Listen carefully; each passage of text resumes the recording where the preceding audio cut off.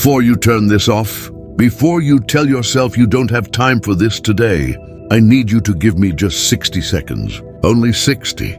Because what I am about to say to you, I have been waiting to say for longer than you know. You are tired, not the kind of tired that sleep fixes.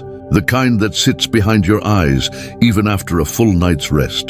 The kind that makes you smile in front of people and then exhale the moment you're finally alone, because no one is watching you pretend anymore. I've watched you carry things that were never meant to be carried alone. I have watched you try to be the strong one, the calm one, the one who has it together, while inside, you have been quietly falling apart, one worry at a time. I have watched you set your phone down at night and stare at the ceiling, replaying conversations, rehearsing arguments that haven't happened yet, counting the things that could still go wrong. Tonight, I am not here to give you another task. I'm not here to tell you to try harder, to pray longer, to fix yourself before you're allowed to come near me. I'm here to remind you of something you have known since you were a child, something the noise of your life has buried under bills and deadlines and headlines and heartbreak. You are not forgotten. You are not alone. And you are far more loved than you have let yourself believe. Over these next hour, I want to walk with you through the weight you're carrying, through the storm you may be standing in the middle of right now, through the worry that has been stealing your sleep. And I want to show you why none of it means what you have been telling yourself it means. It does not mean I have left you. It does not mean you have failed. It does not mean this is the end of your story. It never has for anyone who has ever felt this way. So find somewhere quiet. Let your shoulders drop, even if it's only for the length of this video. Put down whatever you have been holding so tightly. What I have to say to you tonight, I've been saying since the very beginning, to the weary, to the doubting, to the ones who believed they had wandered too far to ever be found again. You have not wandered too far. You never could. Stay with me and let's walk through this together, one part of your heart at a time. Let me name some of what you've been carrying, even if you've never said it out loud to anyone. Maybe it's money. The way the numbers in your account never quite match the numbers in your bills. The way you've started avoiding checking your balance because the fear of what you'll see is worse than not knowing at all. Maybe you lie awake doing the math for the 100th time, moving figures around in your head that never move anywhere in real life. Maybe it's a relationship, a marriage that has grown quiet in all the wrong ways, a friendship that ended without explanation, a family member you love and cannot reach anymore no matter how many times you try. Maybe it's the ache of being surrounded by people and still feeling entirely unseen. Maybe it's your body, a diagnosis you're still learning to say out loud, a pain that won't fully explain itself, a fear about your health or someone else's that you carry into every single day like a stone in your pocket. Maybe it's the exhaustion of simply getting through today and the quiet dread of tomorrow asking the same of you again. Maybe it's the story you tell yourself when no one else is listening, that you are behind where you thought you'd be by now, behind the people you compare yourself to, the ones whose lives look effortless from a distance, whose highlight reels have convinced you that you are the only one struggling this much, this quietly, this long. And maybe it's the particular exhaustion of being the one everyone else leans on, the one who holds the family together, who remembers everyone's appointments and birthdays and needs, who shows up for every crisis except her own, who has quietly forgotten what it feels like for someone to ask, "How are you?" Really, and actually wait for the honest answer. You have spent so long being the strong one that you may have forgotten you are allowed to be tired too. You are allowed to be the one who needs carrying every now and then. That has never disqualified you from being strong. It only means you are human, which you were always meant to be. I want you to hear this clearly. None of what you are carrying is invisible to me. Not one sleepless night, not one silent tear you have wiped away before anyone could see it. Not one prayer you were too tired to even finish out loud. The ones that were just a sigh, just a whispered please, just my name said under your breath in a parking lot, a bathroom, the middle of the night. I was there for every one of them. Here is what I need you to understand, by carrying weight the way You have been carrying it. You were never designed to hold this alone. Not because you are weak. You are not weak. You have survived every single hard day you thought you couldn't survive. But because you were never meant to be the source of your own strength. You were meant to draw it from somewhere deeper than your own willpower. Somewhere that doesn't run dry the way your energy does by 4 in the afternoon. Think about how much of your strength right now is spent, not on the actual problem, but on the effort of appearing okay. The energy it takes to answer, "I'm fine," one more time. The energy it takes to show up to work, to family dinners, to school pickup, all while carrying something no one around you can see. That performance alone is exhausting. It is a second job on top of the pain itself. I'm not asking you to perform for me.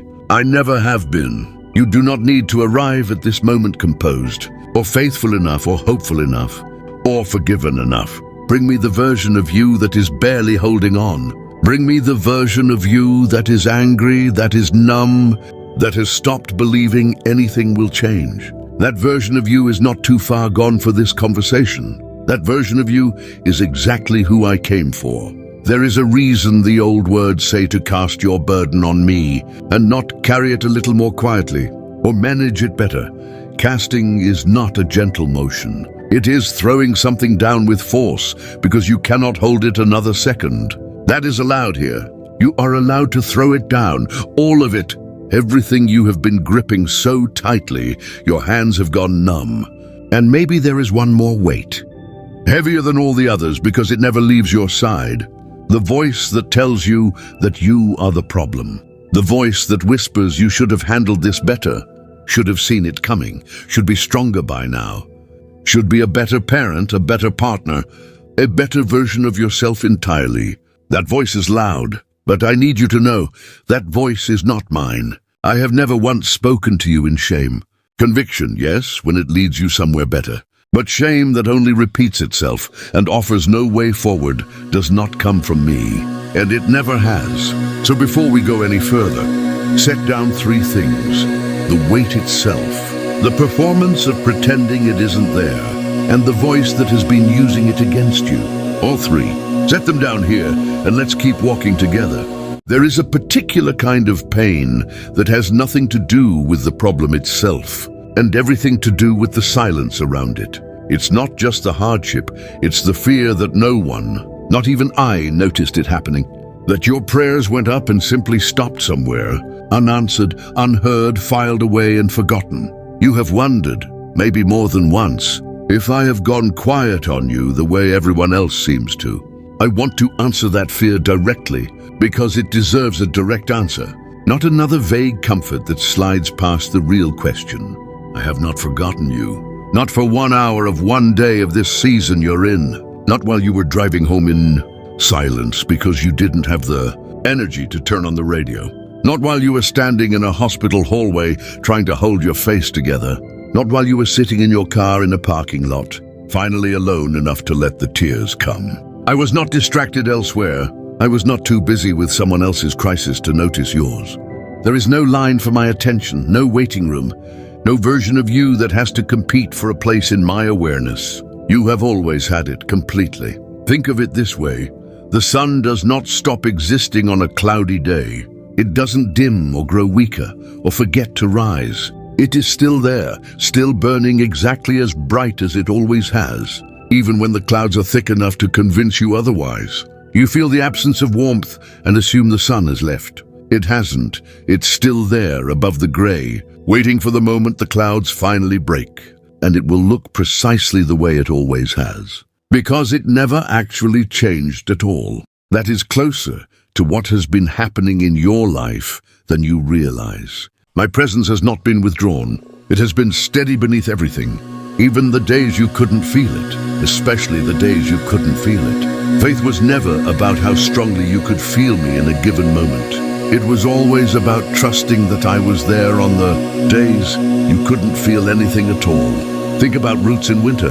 From the surface, a tree in winter looks lifeless, bare branches, gray bark, nothing visibly growing. But underground in the dark, unseen by anyone walking past, the roots are still working, still drawing in what they need, still preparing quietly for a spring no one can see coming yet. Some of the most important growth in your life has happened exactly like that, in the dark, in the season that looked like nothing was happening, in the months you assumed were wasted. They weren't wasted, they were root seasons, and root seasons don't skip anyone I love, which means they haven't skipped you either. I told my people long ago, fear not, for I'm with you. Do not be dismayed, for I am your God. I will strengthen you, I will help you, I will hold you up. Notice what that promise does not say. It does not say I will remove every hard thing before it reaches you. It does not say the valley won't exist. It says, I will walk through it with you, and that even in the valley of deep shadow, you do not need to fear evil, because I am there, not watching from a distance, there beside you, close enough to touch.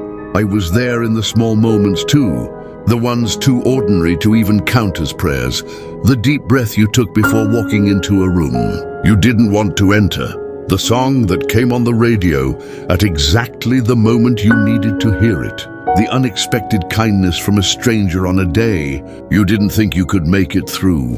Those were not coincidences stacking up by chance. Those were me, present in the details too small for anyone else to notice. Because I notice everything about you, even the parts you've stopped mentioning to me because they seem too small to bring up. If you have felt forgotten, I understand why.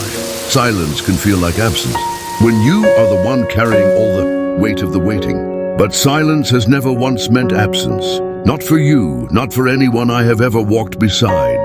Some of the people you most admire in Scripture spent years, even decades, in what looked like silence. And it was in that very silence that I was doing the most careful, most patient work of their lives. You are not forgotten. You are not behind schedule. You're not being punished by delay. You are being held in a way you cannot always feel, but that has never once stopped being true. Now let me tell you why I keep saying come to me, and what that actually means for someone as tired as you are tonight. I once stood in front of a crowd of people who were exhausted, in the exact way you are exhausted now, worn down by rules they couldn't keep, work that never let up, and a kind of spiritual fatigue that comes from trying to earn something that was never meant to be earned. And I said to them what I am saying to you tonight, come to me, all who are weary and burdened, and I will give you rest. I want you to notice what that invitation does not require. It does not say, come to me once you've fixed yourself.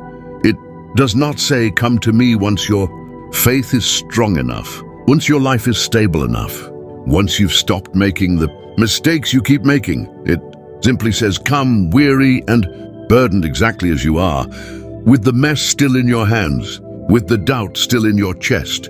Rest, the way I meant it, is not the same as a nap or a vacation, though you certainly need those too. It is something deeper, or some release from the exhausting belief that everything depends on you, that if you stop pushing for even a moment, everything will fall apart, that your worth is measured by how much you can carry and how well you can carry it without ever setting it down. I used an image with that crowd that still means something today. I talked about a yoke, the wooden frame farmers, placed across the shoulders of two oxen so they could pull a plow together, sharing the weight between them. I said, take my yoke upon you, for it is easy, and my burden is light. Not because there is nothing to carry, not because life stops being hard, but because you were never meant to pull it alone. I am in the yoke with you, every single day, every impossible morning, every night you didn't think you'd make it through. Think about what changes when weight is shared instead of carried solo. It doesn't disappear, but it becomes bearable. The load that would break one set of shoulders becomes something two can carry steadily, even up a hill, even through mud, even on the days the road is longer than expected. That is what I am offering you. Not the removal of every hard thing, but a partner for the hard things. Someone in the yoke beside you who will not tire, will not walk away, will not decide halfway through that this is too much effort. You have spent so long believing that rest is something you have to earn after the work is done, that you can collapse once the to-do list is finished, once the crisis is resolved, once you've proven you can handle it. But rest was never meant to be the reward at the end. It was meant to be the place you return to in the middle of it all. The steady ground beneath your feet, even while the storm is still happening around you. So here is what coming to me actually looks like practically tonight. It does not require a perfect prayer. It does not require you to suddenly feel something dramatic. It can be as simple as this: closing your eyes right now, letting your hands unclench, and saying, even silently, even without much faith behind the words, I can't do this alone anymore. I'm handing it to you. That is enough. That has always been enough, every time. I'm not waiting for you to arrive at my door strong and composed. I'm already walking toward you, the way I've been the whole time you've been watching this, hand extended, not because you've earned it, but because that is simply who I am and who I have always been, toward people exactly like you. Rest is not behind you, waiting for the work to end. Rest is here now, available the moment you stop trying to hold everything up by yourself. Let's talk now about the storm you might be standing in, because I know for some of you, it isn't just weariness, it's fear, and I want to walk you through why the storm has never meant what you think it means. Let me tell you about a night on a lake, because I think you'll recognize yourself in it. It was evening, and I told my closest friends we should cross to the other side of the water. They were fishermen. Most of them had grown up on that lake, knew its moods, knew how quickly it could turn. We set out in a small boat, and somewhere in the middle of the crossing, after a long day, I fell asleep, truly asleep, resting in the stern, undisturbed, at peace, even as the sky began to change above us. The wind rose first, then the waves. Within minutes, what had been a calm crossing became violent, water crashing over the sides of the boat.